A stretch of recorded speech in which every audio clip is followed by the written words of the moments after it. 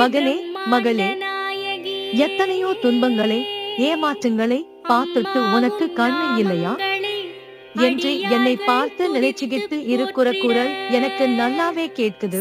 நீ எதை நினைத்து உருகி கொண்டு இருக்கியோ அதுவே உன்னை ஏமாத்தி போனதும் கூட அதையேதான் நீ நினைச்சுக்கிட்டு இருக்க.